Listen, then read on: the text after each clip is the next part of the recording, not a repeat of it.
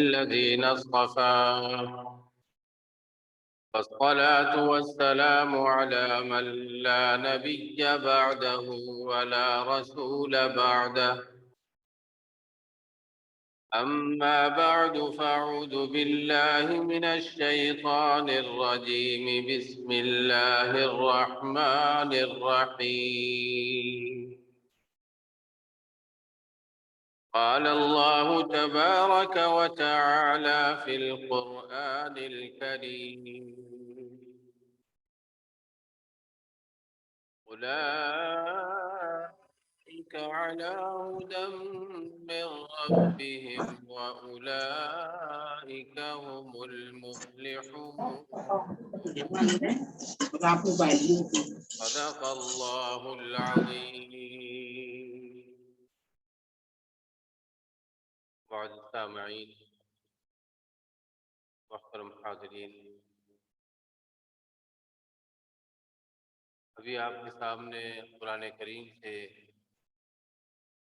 سورہ بقرہ کی آیہ مبارکہ تلاوت کی گئی ہے، جس پر کچھ عرض کرنے کی جسارت کر رہا ہوں۔ اللہ تبارک و تعالی سے دعا ہے کہ پروردگار عالم مجھے صحیح اور حق بیان کرنے کی توفیق عطا فرمائے، ہم سب کو سن کر سنا کر اس پر عمل کرنے کی توفیق عطا فرمائے۔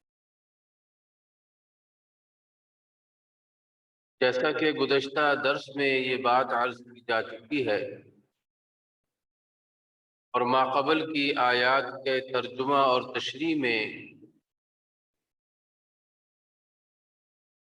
جو متقین ہیں ان کی جو صفات اللہ تبارک و تعالی نے قرآن کریم میں بیان فرمائی ہیں، ان کا تذکرہ کیا جا چکا ہے،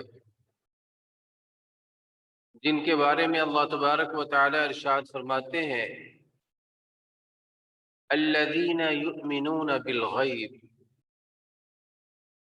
جو اندیکھی چیزوں پر یقین رکھتے ہیں، ایمان رکھتے ہیں، وَيُقِيمُونَ الصَّلَاةَ، اور نماز کو قائم کرتے ہیں، وَمِمَّا رَزَقْنَاهُمْ يُنْفِقُونَ، اور اس مال میں سے جو اللہ تبارک و تعالی نے انہیں عطا فرمایا ہے اس میں سے خرچ کرتے۔ وَالَّذِينَ يُؤْمِنُونَ بِمَا أُنزِلَ إِلَيْكَ، اور وہ لوگ ہیں جو کچھ بھی آپ پر نازل فرمایا گیا اس پر ایمان لاتے ہیں، وَمَا أُنزِلَ مِن قَبْلِكَ، اور جو کچھ آپ سے پہلے رسولوں پر نازل فرمایا گیا اس پر بھی ایمان لاتے ہیں، وَبِالْآخِرَةِ هُمْ يُوقِنُونَ، اور آخرت کے دن پر ایمان کہ وہ روز جزا کا دن ہے، ہر ایک کو اپنے اپنے اعمال کا حساب دینا ہے، سچے کو اس کی سچائی کا بدلہ ملے گا، جھوٹے کو اس کے جھوٹ کی سزا دی جائے گی۔ نیکوکار کو اللہ تبارک و تعالی نے اس کے لیے جن نعمتوں کا وعدہ فرمایا وہ نعمتیں عطا فرمائی جائیں گی، اور جو بدکار ہوں گے ان کے لیے اللہ تبارک و تعالی نے جس سزا اور جس تعزیر کا قرآن کریم میں وعدہ فرمایا انہیں ان کا سامنا کرنا پڑے۔ اور وَبِالْآخِرَةِ هُمْ يُوقِنُونَ، کہ آخرت کے دن پر یقین رکھتے ہیں، گویا کہ اس دن حساب و کتاب کا معاملہ ہوگا جس میں کسی قسم کے شک و شبے کی گنجائش نہیں۔ یہ گویا کہ اسی آیہ مبارکہ کی طرف اشارہ فرمایا جا رہا ہے جو سورہ فاتحہ میں ارشاد فرمائی، فرمایا مالک یوم الدین، تو مالک ہے روز جزا کا کہ جس دن حساب و کتاب کا معاملہ ہو۔ تو متقین کی یہ 6 صفات بیان فرمائی، الذین یؤمنون بالغیب، تو اندیکھی چیزوں پر یقین رکھتے ہیں۔ اللہ جل شانہ کو دیکھا نہیں ہے لیکن اللہ پر یقین رکھتے ہیں۔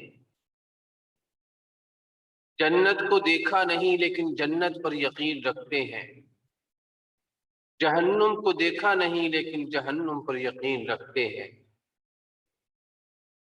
اور اسی طرح اللہ کے محبوب صلی اللہ علیہ وسلم نے جن چیزوں کا ذکر فرمایا، قرآن کریم میں جن کا ذکر ہوا اور احادیث مبارکہ میں جن چیزوں کا ذکر فرمایا گیا، ان تمام چیزوں پر یقین رکھتے ہیں۔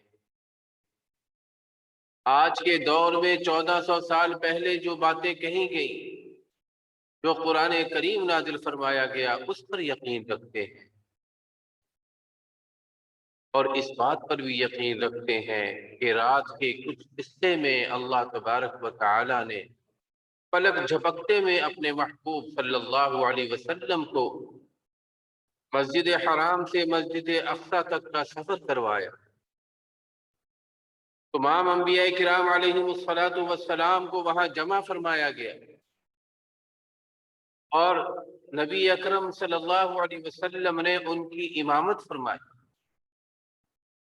اور پھر وہاں سے آپ صلی اللہ علیہ وسلم آسمان دنیا پر تشریف لے جاتے ہیں، سدرۃ المنتہا پر تشریف لے جاتے ہیں، پہلے آسمان پر، دوسرے آسمان پر، تیسرے آسمان پر، اسی طرح عرش معلیٰ پر تشریف لے جاتے ہیں، اور اللہ تبارک و تعالی کے روبرو ہم کلامی کا شرف حاصل ہوتا ہے، جیسا کہ قرآن کریم میں ارشاد فرمایا گیا، فَكَانَ قَابَ قَوْسَيْنِ أَوْ أَدْنَىٰ،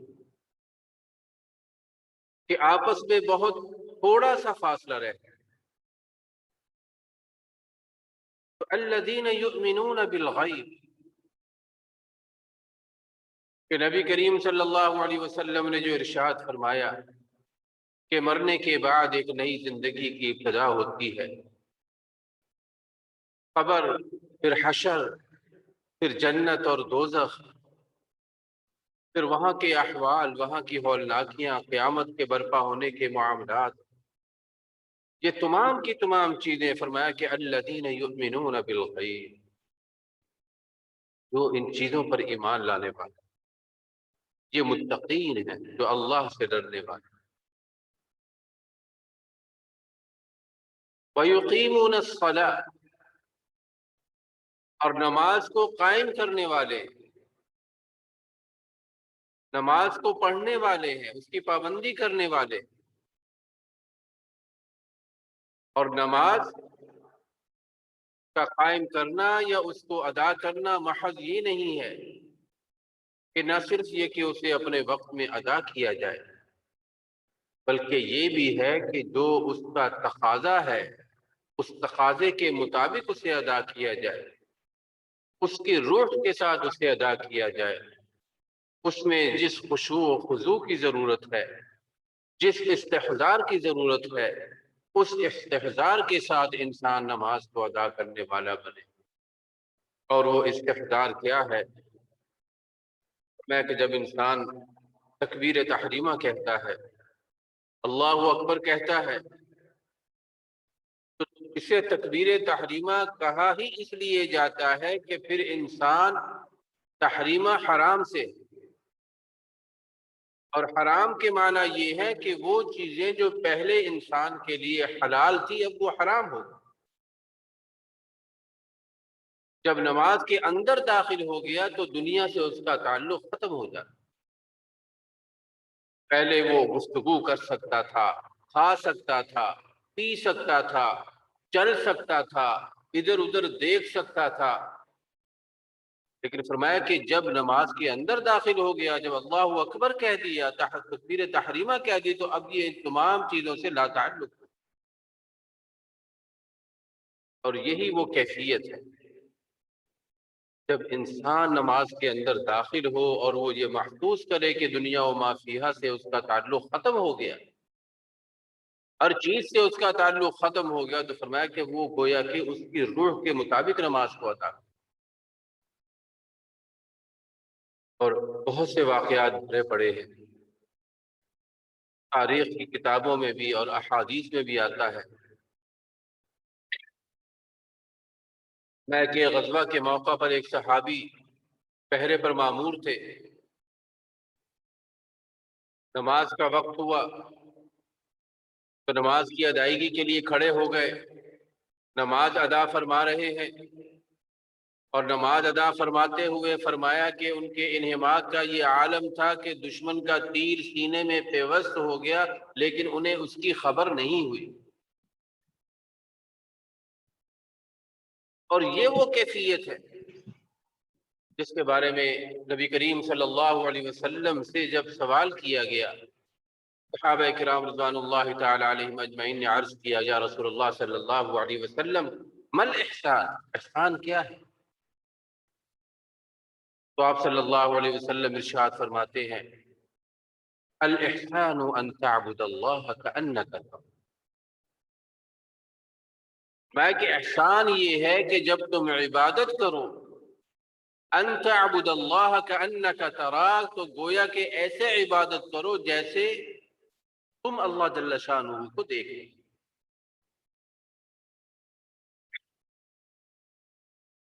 تم اللہ جل شانہ کو دیکھو۔ فإن لم تكن تراه، بس میں کہ اگر تم اس درجے پر نہ پہنچ پاؤ کہ تم اللہ جل شانہ کو دیکھ رہے ہو، تمہارا یہ استحضار نہ ہو، تمہاری یہ کیفیت نہ ہو، فإن لم يكن يراه، میں کہ کم از کم اتنا استحضار تو ہو کہ اللہ جل شانہ تو تمہیں دیکھ۔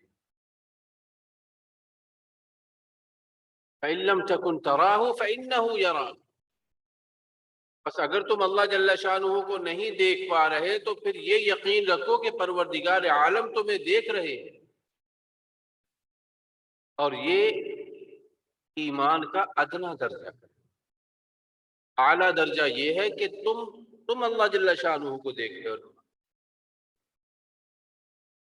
اس لیے فرمایا کہ جب انسان قیام کی حالت میں ہوتا ہے، اور اسی طرح جب تشہد میں بیٹھتا ہے، خصوصاً جب قیام کی حالت میں ہوتا ہے، کھڑا ہوتا ہے، تو اسے چاہیے کہ اپنے سجدے کی جگہ پر دیکھے اور یہ استحضار ہو کہ میں اللہ تبارک و تعالیٰ کے سامنے کھڑا۔ اور جب سورہ فاتحہ کی تلاوت کرے، جو اس سے پہلے جب ثنا پڑھتا ہے تو اس کا ترجمہ اس کے ذہن میں ہو، اسے پتہ ہو کہ میں کیا پڑھ رہا ہوں، کہ اللہ تبارک و تعالیٰ کی پڑھائی اللہ تبارک و تعالیٰ کی کبریائی کو بیان کرے۔ میں وَيُقِيمُونَ الصَّلَاةَ، وہ لوگ جو نماز کو قائم کرتے ہیں۔ میں عرض یہ کر رہا تھا، وہ صحابی نماز میں مستغرق تھے، یقیناً ان کا ایمان اور ان کا یقین اس درجے پر تھا کہ وہ اللہ تبارک و تعالیٰ کو دیکھ رہے۔ اور جب کوئی بندہ اپنے رب کو دیکھ رہا ہوتا ہے تو پھر اسے کسی چیز کی فکر نہیں ہوتی، کسی چیز کا احساس نہیں ہوتا۔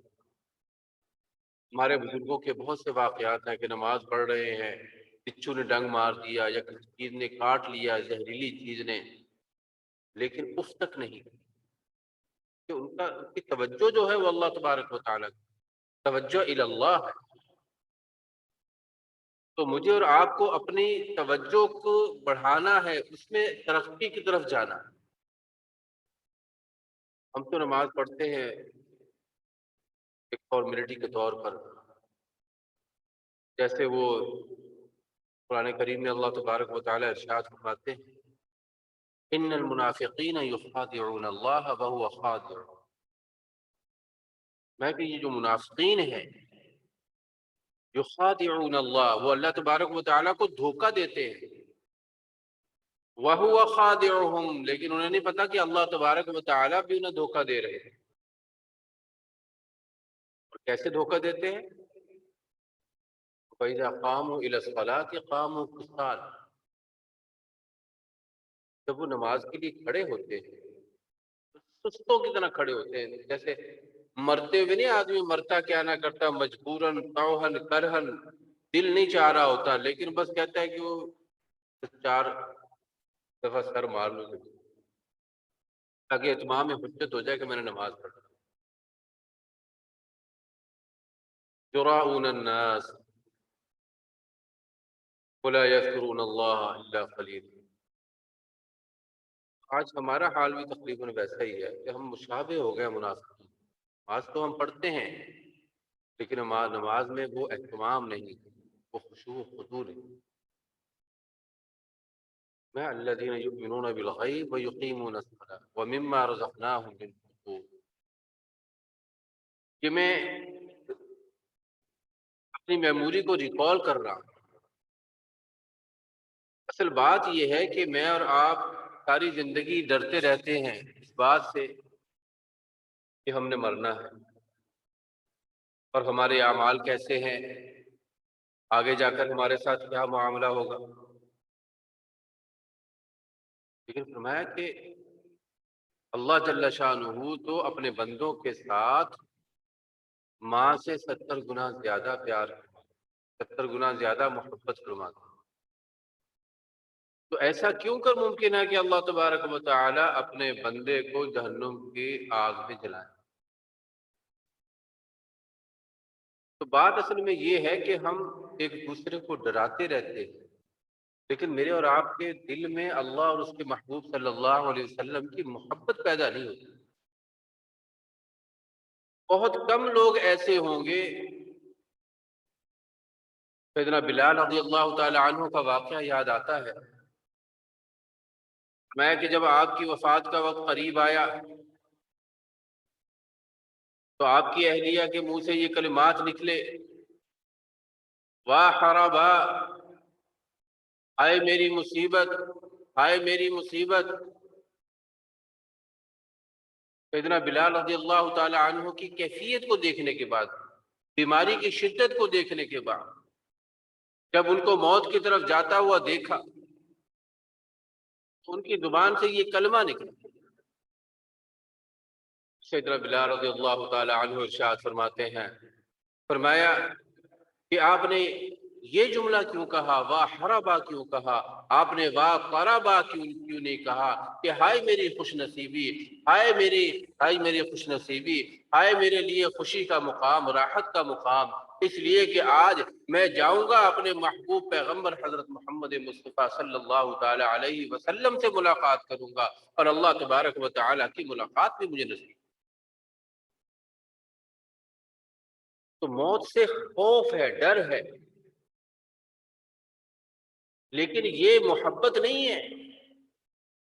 نبی کریم صلی اللہ علیہ وسلم ارشاد فرماتے، فرمایا لا یؤمن احدکم حتی اکون احب الیہ من والدہ وولدہ والناس اجمعین. تم میں سے کوئی شخص اس وقت تک مومن نہیں ہو سکتا جب تک میں اس کے لیے اس کے والدین سے زیادہ محبوب نہ ہو جاؤں، اس کی اولاد سے زیادہ محبوب نہ ہو جاؤں اور تمام انسانوں سے زیادہ محبوب نہ ہو. اس وقت تک اس کا ایمان کامل نہیں ہو. تو وہ کسی شاعر نے پھر وہ کیا خوب بات کہی، فرمایا نگاہ مرد مومن باتو گویم چوں مرگ آیت تبسم بر لبے ہو. میں کہ جب مومن ہوتا ہے، جب مومن بندے کی موت آنے والی ہوتی ہے تو اس کے چہرے پر ایک تبسم ہوتا ہے، ایک مسکراہٹ ہوتی ہے، کیونکہ اسے معلوم ہوتا ہے کہ آج میں اپنے محبوب سے ملنے کے لیے جا رہا ہوں. اب یہ اور بات ہے کہ میں نے اور آپ نے دنیاوی اعتبار سے اپنا محبوب کسی نے مال و دولت کو بنا لیا، کسی نے جاہ و منصب کو بنا لیا، کسی نے کوٹھی کو، بنگلے کو، یا دنیاوی اعتبار سے جو شان و شوکت کی چیزیں ہیں انہیں اپنا محبوب بنا لیا. اور محبوب تو وہی ہوتا ہے نا جس سے محبت کی جاتی ہے.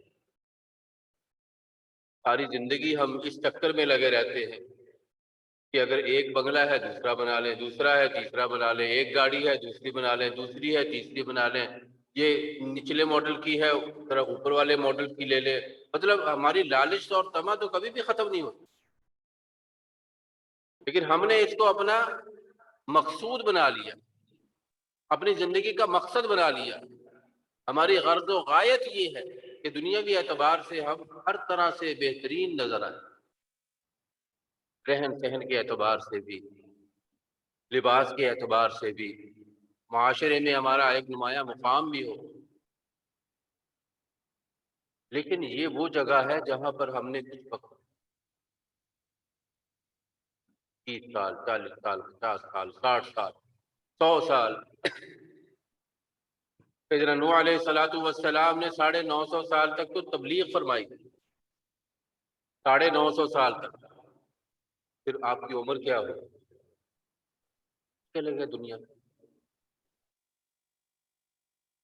تو جہاں مستقل رہنا نہیں ہے وہاں کے لیے تو بہت زیادہ اہتمام کیا جا رہا ہے، لیکن آگے جا کر جہاں ہمیشگی کی زندگی ہے وہاں کے لیے کچھ بھی نہیں۔ اور اس بات پر بھی ایمان ہونا چاہیے، وہ کافروں والا معاملہ نہ ہو، شیطان وسوسہ نہ ڈالے، شک و شبہ نہ ڈال دے ذہن میں۔ وَيَقُولُونَ أَإِذَا مِتْنَا وَكُنَّا تُرَابًا وَعِظَامًا أَإِنَّا لَمَبْعُوثُونَ۔ میں کہ وہ کیا کہتے ہیں؟ أَإِذَا مِتْنَا، جب ہم مر جائیں گے، وَكُنَّا تُرَابًا، اور ہم مٹی ہو جائیں گے، ہم بھی مٹی ہو گئے، ہماری ہڈیاں بھی مٹی ہو گئی، انا لمبعوثون، تو کیا دوبارہ ہمیں زندہ کیا جائے گا، دوبارہ ہم اٹھائے جائیں گے؟ اللہ تبارک و تعالی ارشاد فرماتے ہیں، فرمایا کہ اس اللہ کے لیے کیا مشکل ہے جس نے تمہیں پہلی دفعہ تخلیق فرما دی۔ کسی بھی چیز کو پہلی دفعہ بنانا مشکل ہوتا ہے، دوسری دفعہ بنانا تو مشکل ہی نہیں ہے اس کے۔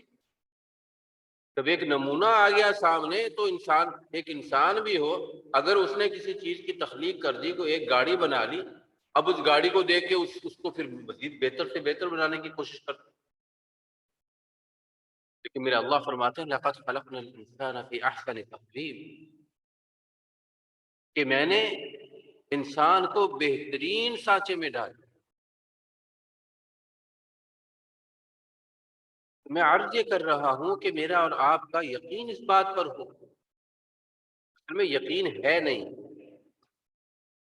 ہم زبان سے تو اقرار کرتے ہیں لیکن دل میں یقین نہیں۔ الذین یؤمنون بالغیب،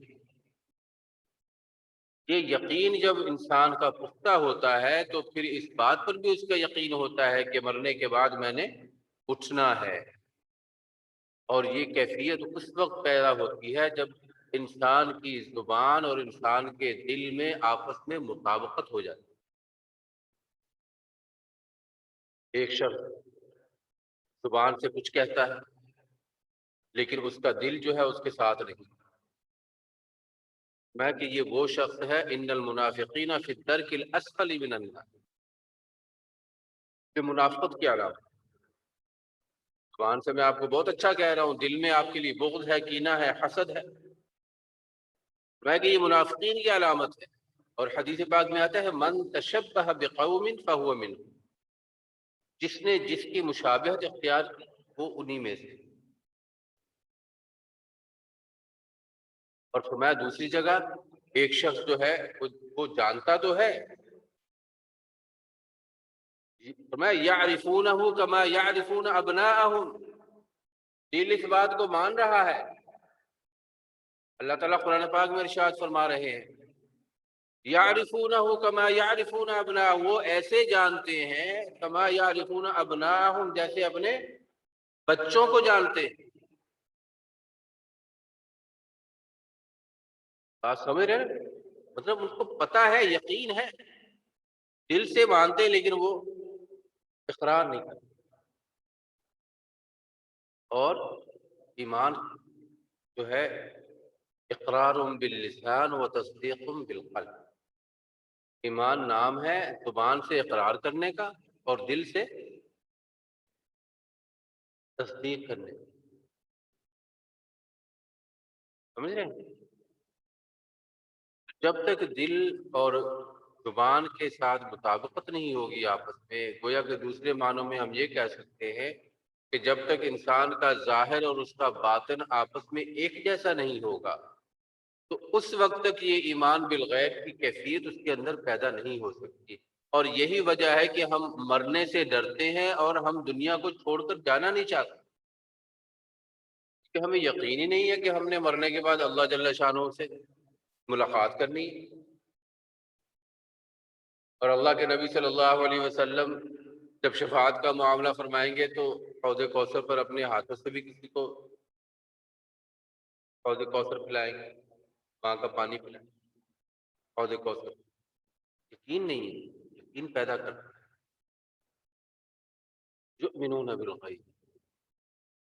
یہ یقین جو ہے، جب دل میں یہ یقین پیدا ہوگا کہ جب اگر میں اگر میرا یہ یقین ہونا کہ میں نے مرنے کے بعد اللہ تبارک و تعالیٰ سے ملنا ہے اور مجھے اللہ تبارک و تعالیٰ سے محبت ہے، جو میرا پیدا کرنے والا ہے، جو میرا مالک ہے، جو میرا رازق ہے، جو میرا خالق ہے، جس نے مجھے عدم سے وجود بخشا ہے، جب میں نیز تھا اس نے مجھے ہست کیا، میں نابود تھا اس نے مجھے بود کیا، میں کچھ بھی نہیں تھا، میں ایک گندے قطرے کی شکل میں تھا لیکن اس نے مجھے ایک کامل انسان بنا دی۔ جب مجھے اس بات کا یقین ہوگا کہ میں نے لوٹ کر اسی کی طرف جانا ہے اور میں اللہ سے جب محبت کرنے لگوں گا تو پھر یہ دنیا جو ہے، یہ دنیا ضرورت کی حد تک میں اس سے تعلق رکھوں، جیسے شیخ سعدی رحمۃ اللہ علیہ غالباً انہوں نے فرمایا تھا کہ آب اندر زیر کشتی پشتی از، آب در کشتی ہلاکے کشتی است۔ فرمایا کہ پانی جب تک کشتی کے اطراف میں چلتا رہتا ہے وہ کشتی کو چلانے والا ہوتا ہے، اسے اس کی منزل مقصود تک پہنچانے والا ہوتا ہے، لیکن فرمایا کہ جب یہی پانی کشتی کے اندر داخل ہو جاتا ہے تو کشتی کو تباہ و برباد کر ڈبو دیتا۔ ایسے ہی ہے دنیا کی محبت بھی ایسے ہی ہے۔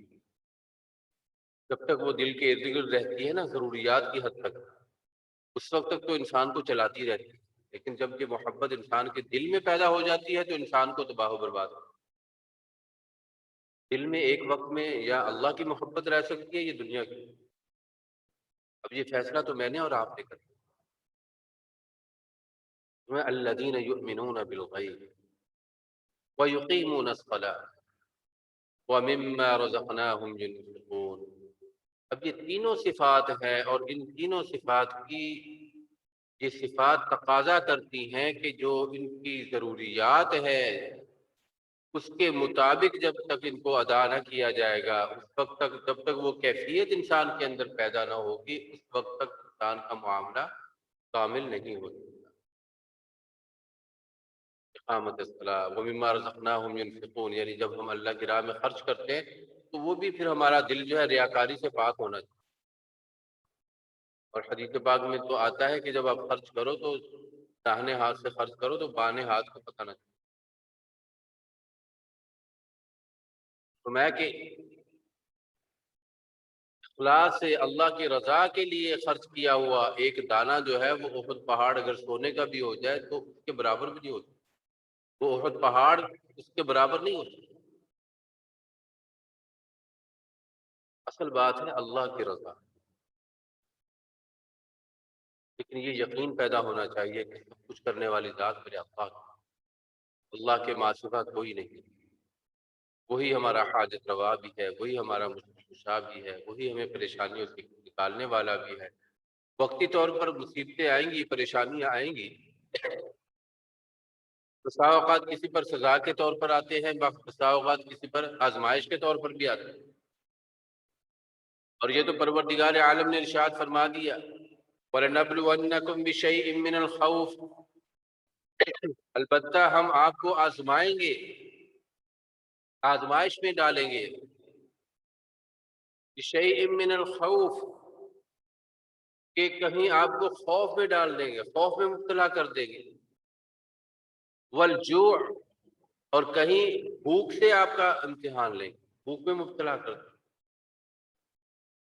ونقص من الاموال، کہیں ایسا ہوگا کہ آپ کے مال میں کمی ہو جائے گی، آپ کا مال جو ہے تباہ ہو جائے گا، ختم ہو جائے گا، وہ آپ کو تکلیف کی صدمہ پہنچے گا،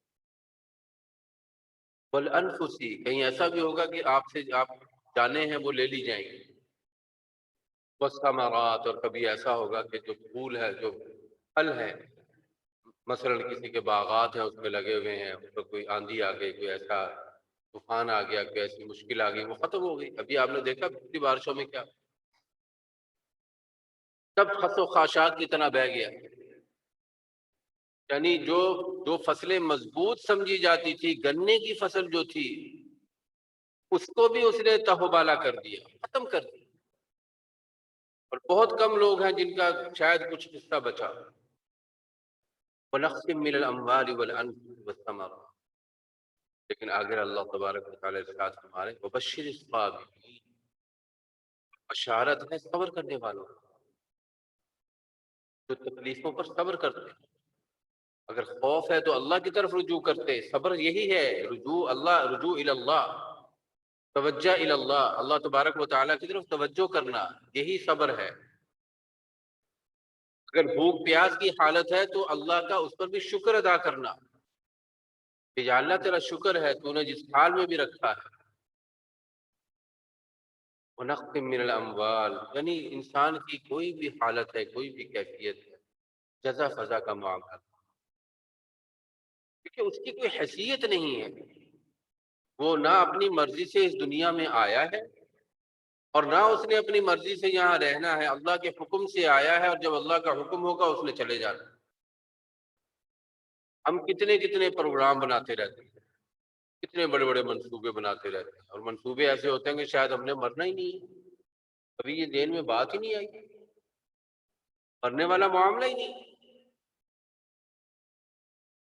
لیکن فرمایا انا للہ و انا الیہ راجعون، ہم اللہ کے لیے ہیں، اللہ کے ہیں، اور اسی کی طرف ہمیں لوٹ کر جانا ہے۔ جب یہ حقیقت ہمارے اندر ہو نا، جب جیسے دوسری حقیقتیں ہمارے سامنے ہیں نا کہ ہم نے دنیا میں رہنا ہے تو ہم نے یہ کرنا ہے، ہم نے پڑھنا ہے، ہم نے اسٹڈی کرنی ہے، پھر ہم نے نوکری کرنی ہے، اب شادی کرنی ہے، اور پھر اس کے بعد ہم نے یہ مکان کا یہ کرنا ہے فلاں، یہ ساری حقیقتیں ہمارے سامنے موجود ہیں۔ لیکن یہ حقیقت تو ہر لمحے ہمارے سامنے موجود ہونی چاہیے، فرمایا کہ ہم اللہ کے لیے ہیں، یعنی اللہ کی ملکیت ہے، اللہ تبارک و تعالیٰ کی ملکیت ہے، کیونکہ اس کی مخلوق ہے، اور جو مخلوق ہوتی ہے وہ تو خالق کی ملکیت ہوتی ہے۔ میں آج کوئی چیز ایجاد کروں تو وہ میری ملکیت ہوگی، پوری کائنات اللہ تبارک و تعالیٰ کی۔ تو اس چیز کا احترام ہونا چاہیے میرے اور آپ کے دل میں، ذہن میں، اور اس کے بعد پھر ہم اپنی زندگی کو جب گزاریں گے تو ہمیں انشاءاللہ امید ہے کہ ہم اس راستے کو اپنائیں گے جو اللہ اور اس کے رسول صلی اللہ علیہ وسلم کا محبوب ترین راستہ انشاءاللہ۔ اس موضوع کے ضمن میں، موضوع یہ بہت طویل ہے، اور اصل بات یہ ہے کہ یہ بنیاد رکھی جا رہی ہے، یہ دین اسلام کی بنیاد ہے، تو اس پر کوشش یہ ہے کہ جتنا زیادہ سے زیادہ اس کو پختہ طریقے سے ہم سمجھ لیں، آپ کو تو فائدہ ہوگا سننے والوں کو، لیکن مجھے اس سے بہت فائدہ ہوگا۔ میں اپنے فائدے کو مقدم رکھتے ہوئے آپ کے فائدے کی بھی میں نے نیت کی۔ اللہ تبارک و تعالی ہمیں اس سے جو فوائد و برکات ہیں وہ حاصل کرنے کی توفیق عطا فرمائے، ہر قسم کی برائی سے محفوظ فرمائے۔ وآخر دعوانا الحمد للہ رب العالمین۔ دعا فرمائے۔ الحمد للہ رب العالمین والعاقبۃ للمتقین والصلاة والسلام علی افضل الانبیاء والمرسلین۔ اللهم ربنا ظلمنا انفسنا وان لم تغفر لنا وترحمنا لنكونن من الخاسرين۔ اللهم ربنا اغفر لنا ولإخواننا الذين سبقونا بالإيمان ولا تجعل في قلوبنا غلا للذين آمنوا ربنا إنك رؤوف رحيم۔ اللهم رب ارحمهما كما ربياني صغيرا۔ الہ العالمین، ہمارے تمام صغیرہ کبیرہ گناہوں کو معاف فرما، ہماری غلطیوں سے درگزر فرما دی، اعمال صالحہ کی توفیق عطا فرما دی، اعمال بس سے محفوظ فرما دی۔ الہ العالمین، جو بیمار ہیں انہیں شفاء کاملہ عاجلہ مستمرہ عطا فرما دی۔ یا اللہ، جو صحت مند ہیں انہیں اپنے راستے پر چلنے کی توفیق عطا فرما دی۔ الہ العالمین، ہمارے جو بڑے والدین، بہن بھائی، عزیز و اقارب، چچا چچی، تایا تائی، پھوپھا پھوپھی، یا اور جو بھی بڑے ہمارے اس دنیا سے جا چکے ہیں، اے میرے اللہ نانا نانی دادا دادی سب کی مغفرت کا معاملہ فرماتے ہوئے یا اللہ ان کے درجات کو بلند۔ آج ہماری تائی جان کا ڈگری کے قریب گاؤں میں انتقال ہو گیا، دعا فرمائے اللہ تبارک و تعالی ان کی مغفرت کا معاملہ فرماتے ہوئے ان کے درجات کو بلند۔ الہ العالمین ہمارے بڑوں کو ہمارے لیے شفاعت کا ذریعہ بنا دے، یا اللہ یا اللہ یا الہ العالمین، یا اللہ دین پر چلنا ہمارے لیے بہت مشکل ہو گیا ہے، اے میرے اللہ دین پر چلنے میں ہمارے لیے آسانی کا معاملہ۔ اللهم ربنا ظلمنا أنفسنا وإن لم تغفر لنا وترحمنا لنكونن من الخاسرين. اللهم ربنا آتنا في الدنيا حسنة وفي الآخرة حسنة وقنا عذاب النار. اللهم ربنا تقبل منا إنك أنت السميع العليم وتب علينا يا مولانا إنك أنت التواب الرحيم. وصلى الله تعالى على خير خلقه سيدنا محمد وعلى آله وصحبه أجمعين برحمتك يا أرحم